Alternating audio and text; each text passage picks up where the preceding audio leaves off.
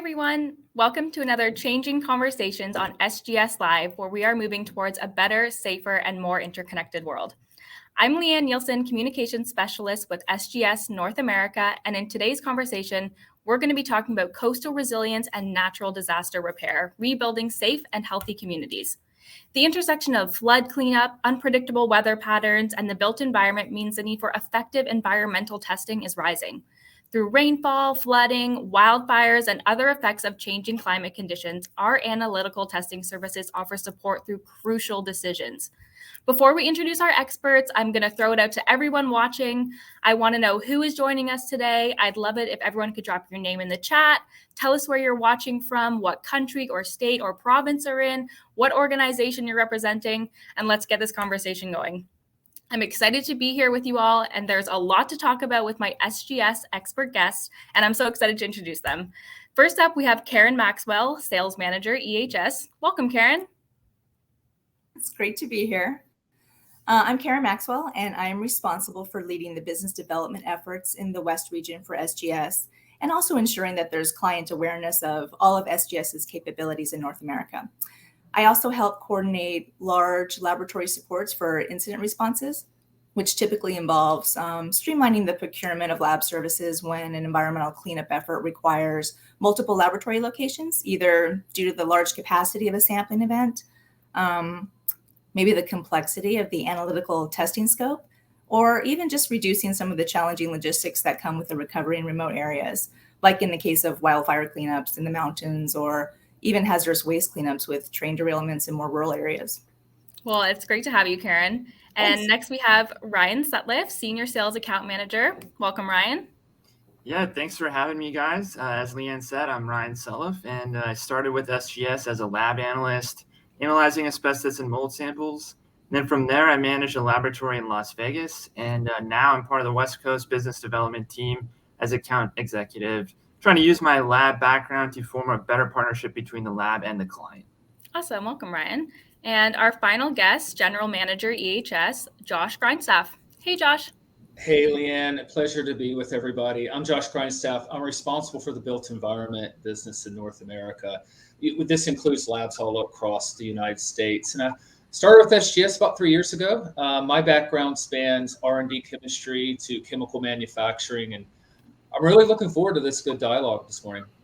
Well, it's going to be a great discussion today, so let's just get right into it. Karen, I want to ask you off the top about a term I'm hearing lots about, the Great Melt. What are we talking about here? Well, 2023 in California started with record rain and snowfall throughout most of the state. I think we all know somebody who is impacted by those storms in some way.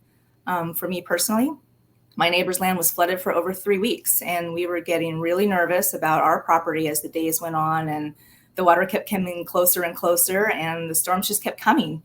And that parade of wet weather is what dramatically built up California's snowpack in the Sierra Nevada mountains. For those of you outside California, that's our natural water storage system for the state. So when it melts, it provides water to millions of people, farms, it fills our reservoirs. But when it melts too quickly, it causes flood management concerns. And we had a stunning amount of precipitation this year. So we've been really hoping that we don't have the same type of flooding coming up that we just all went through this winter and spring, and even the type of flooding that you're seeing on the news right now in Vermont, even in the last week. So the day-to-day weather is what's driving how quickly our California snowpack is going to melt. And May and June were pretty favorable when it comes to slowing the snow melt, but it's all going to run off at some point. And we know communities in the lower lying parts of the state are already on alert. Such a fine line between needing that water and everything just melting too quickly.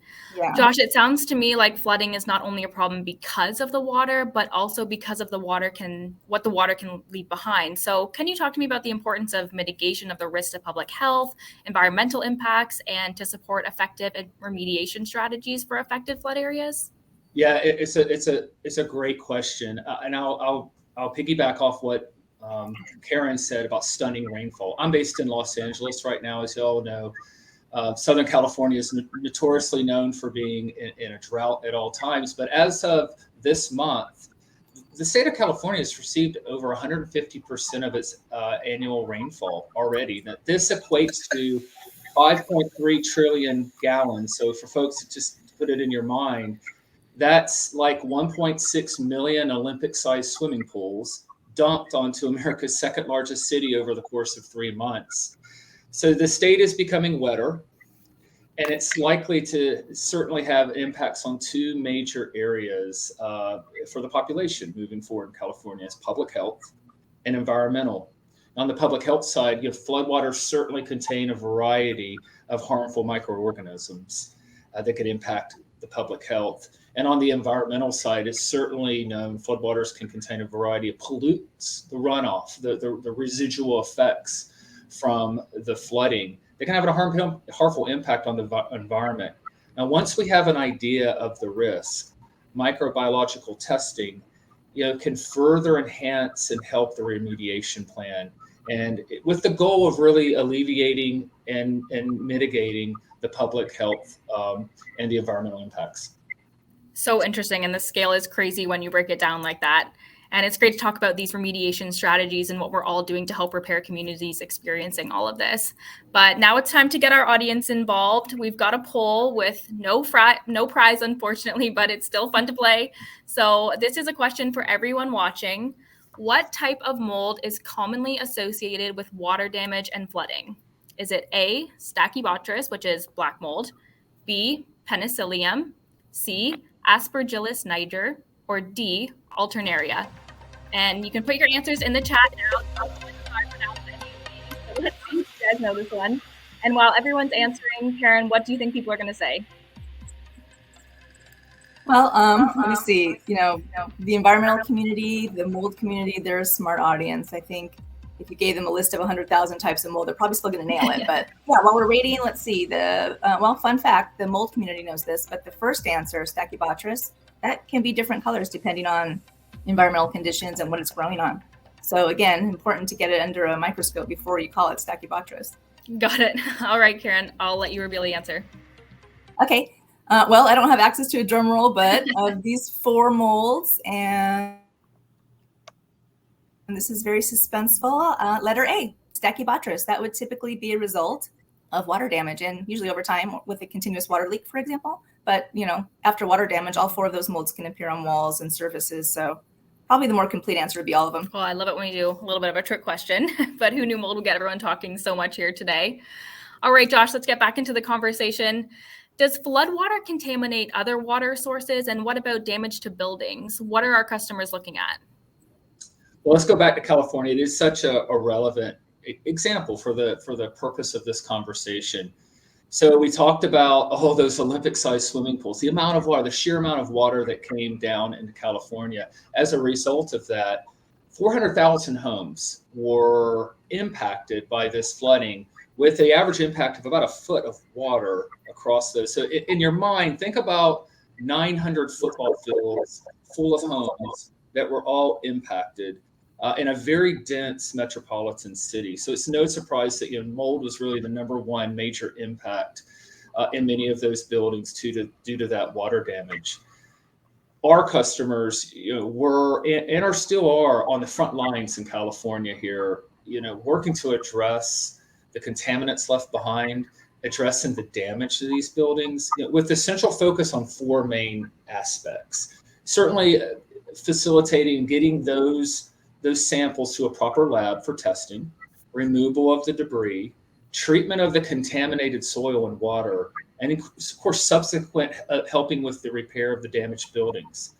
Now, SGS certainly is a key component in terms of providing expertise to ensure that this testing is absolutely accurate and timely. And that really is the central part of the mitigation strategy that really helps people's lives get back on track.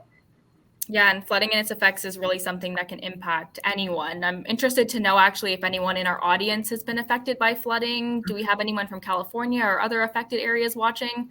Let us know in the chat, but I just knew that our audience would be interested in this topic. Thanks so much to everyone for joining us today for this SGS Live to talk about coastal resilience and natural disaster repair, rebuilding safe and healthy communities, or more simply put, the great melt in the built environment. Don't forget there will be a Q&A at the end of this interview segment, so feel free to keep dropping your questions and comments in the chat. Now I want to turn things over to Ryan, who I know is a real expert in this field. So Ryan, why should we be concerned about the risks associated with water issues?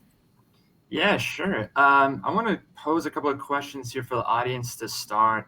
The first being, does anyone really know how fast mold typically starts growing?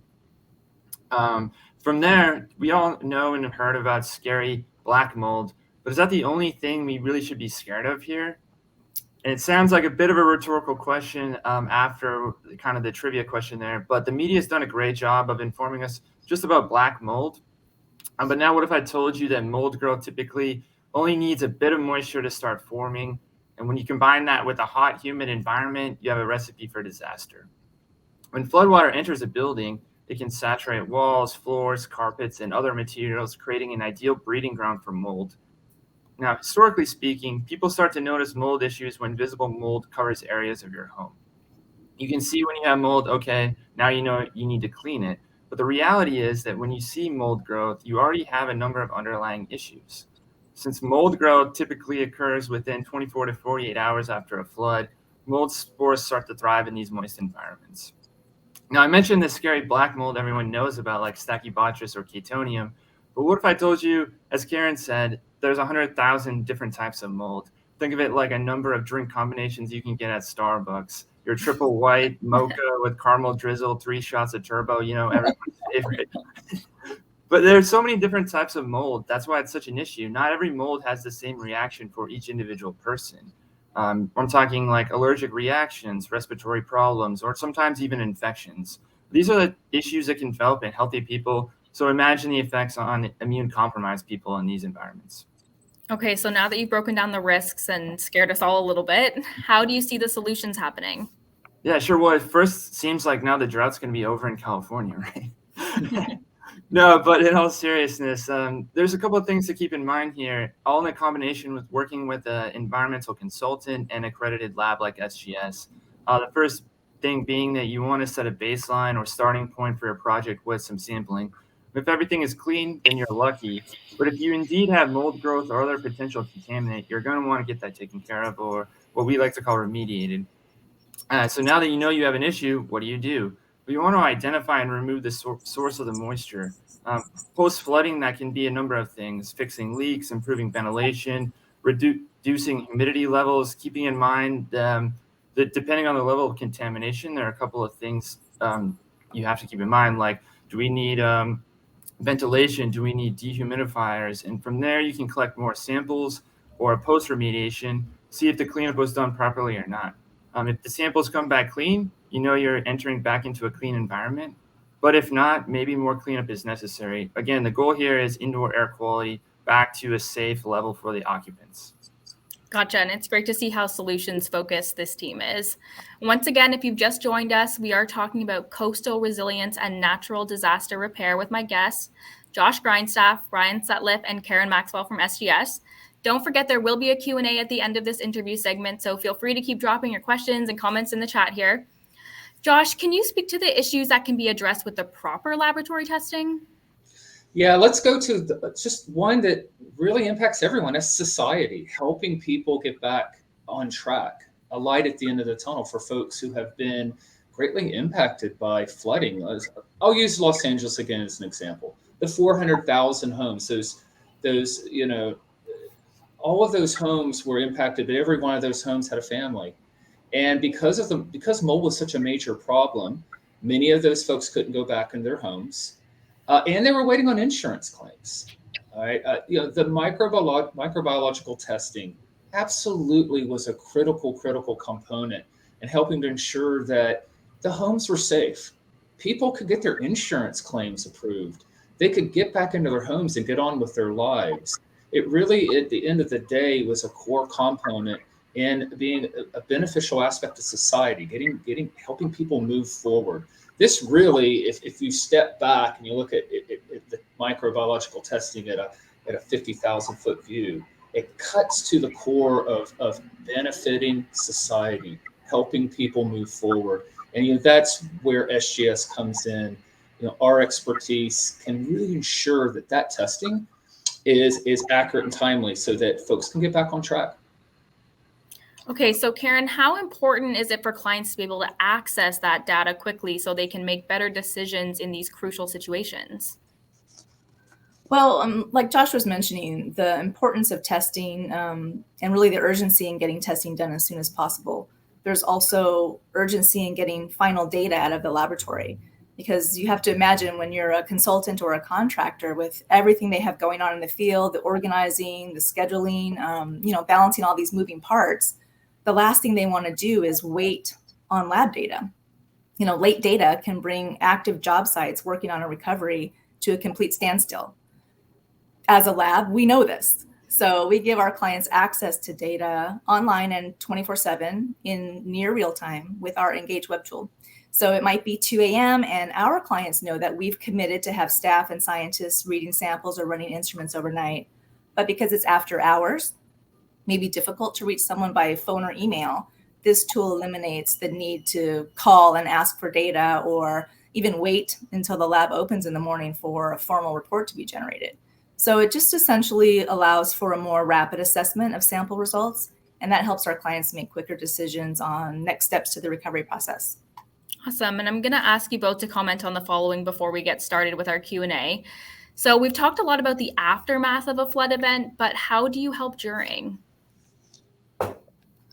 Well, sometimes before a disaster is officially declared or you even hear about it on the news, we're already in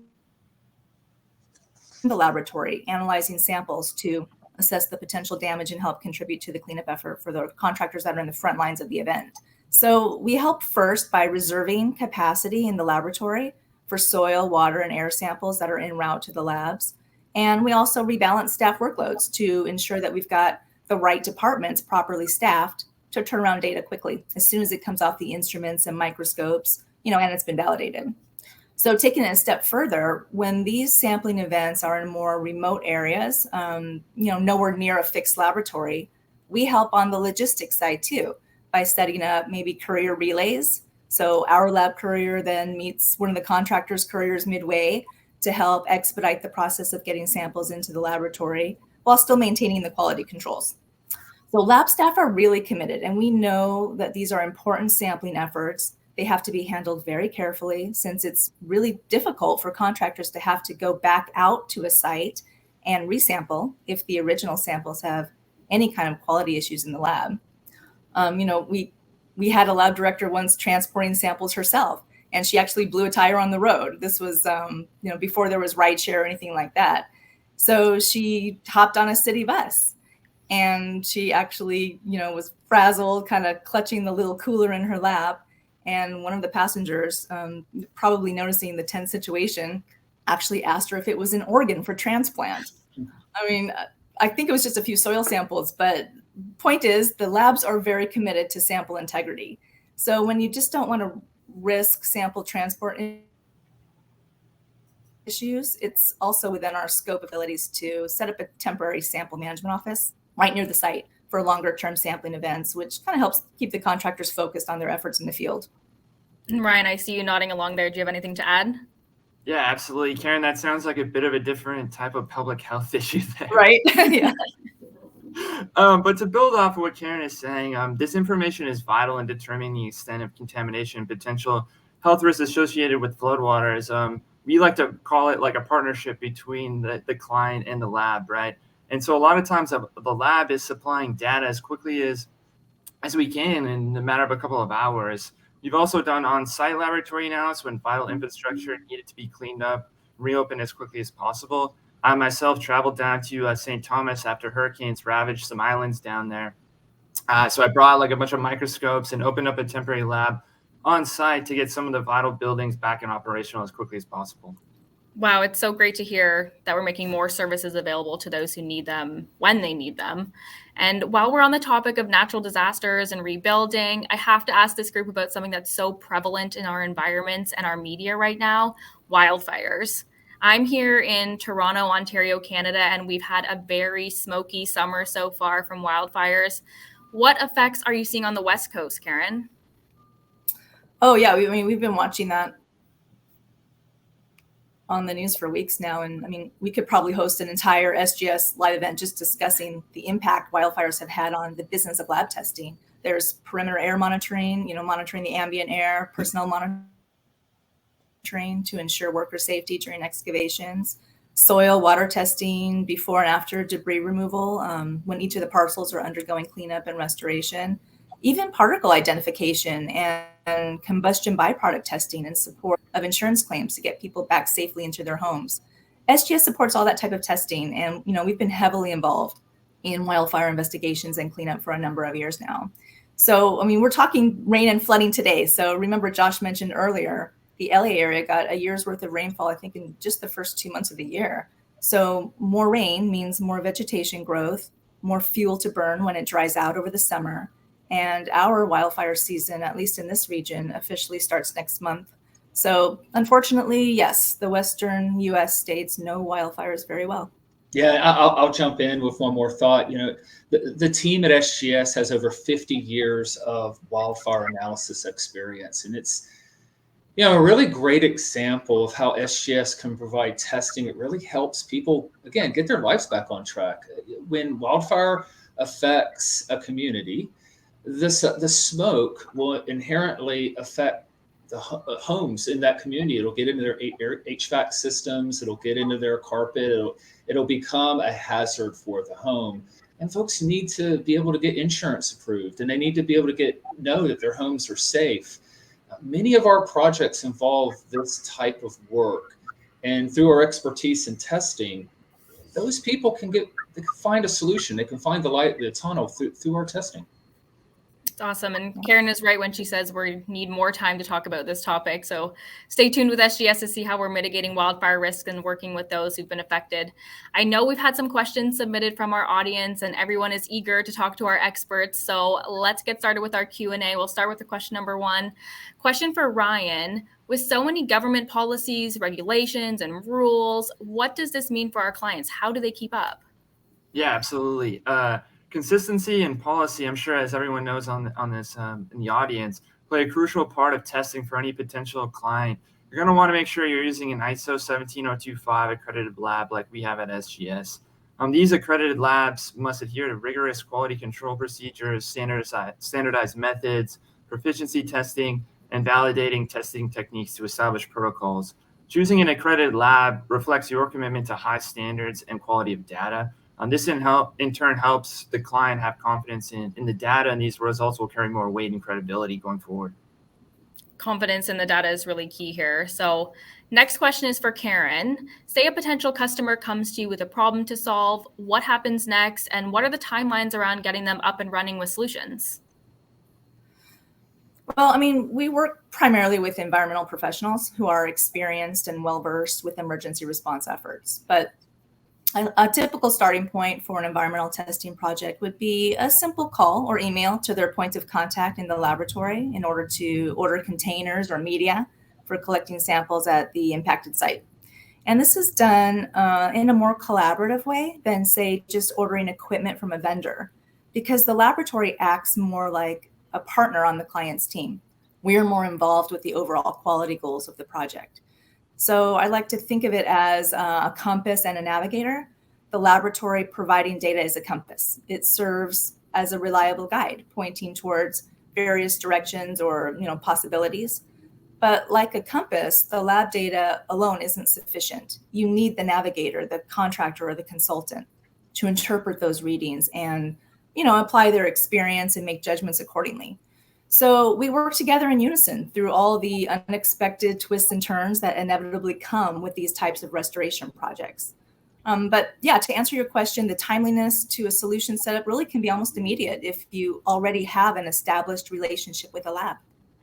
Awesome. Okay, got it. And this next one is for both of you. Can you highlight some examples of situations maybe where you've helped clients become more resilient in the face of water damage? Ryan, maybe you can go first, and then Karen, if you have anything to add. Okay. Yeah, absolutely. As I mentioned before, we're able to treat mold issues before they become visible, right? So air quality data may show that water actually intruded your walls before you see visible mold growth. In one particular instant, mold spores kept showing up in the air samples but were not visible in the room. The consultant was able to go back in this space, conduct more in-wall testing, and pinpoint the issue as it was actually an in-wall water leak. We had the same kind of thing happen with some of the Las Vegas Strip casinos, where consultants saw no visible mold growth in the walls themselves, on the walls themselves. But as you come back with the air sampling data from the lab, you kept seeing mold spores. So the hotel decided to open up one of the walls, and then they realized, oh, we actually have a water leak, and that was the culprit. Yeah, I like Ryan's example there, when lab data steered the investigation and pinpointed the source of the issue. For me, I think the biggest contribution to helping really all of our clients recover from a water damage scenario is just providing defensible laboratory data in a timely manner to get them quickly back into their homes. The most important role that the laboratory has in that process is adhering to a strong quality system in the lab, because like we keep saying, the data we produce is used for critical decision-making that ultimately mitigates risks to public health. So second to that would probably be the ability to provide that same data quickly.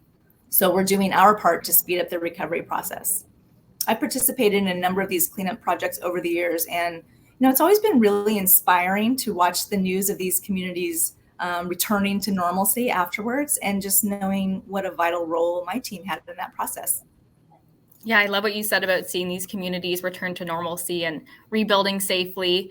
But we're going to have to stop things here, even though this is a topic we could chat about for so much longer. We're just out of time today.